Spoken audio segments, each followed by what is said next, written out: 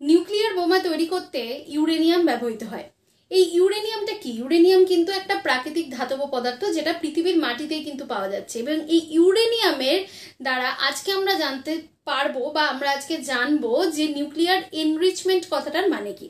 এই যে ইউরেনিয়াম রয়েছে, ইউরেনিয়ামের কিন্তু দু ধরনের আইসোটোপ রয়েছে, একটা হচ্ছে U-238 এবং একটা হচ্ছে U-235। এই যে U-238 যে আইসোটোপটা, এটা কিন্তু রয়েছে 99.3%, এবং U-235 যেটা রয়েছে সেটা রয়েছে কিন্তু মাত্র 0.7%।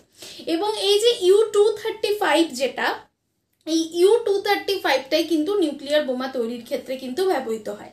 তবে এটার যেহেতু পরিমাণটা অনেক কম, তার জন্য কিন্তু এটার মাত্রাটা অনেকটা বাড়াতে হয়, ঠিক আছে। এবং এই যে মাত্রাটা বাড়ানো, ঠিক আছে, যেহেতু এটা পরিমাণে অনেক কম পাওয়া যায়, এটার যে মাত্রাটা বাড়ানো, সেই মাত্রা বাড়ানোর পদ্ধতিটাকেই কিন্তু বলা হয় নিউক্লিয়ার এনরিচমেন্ট।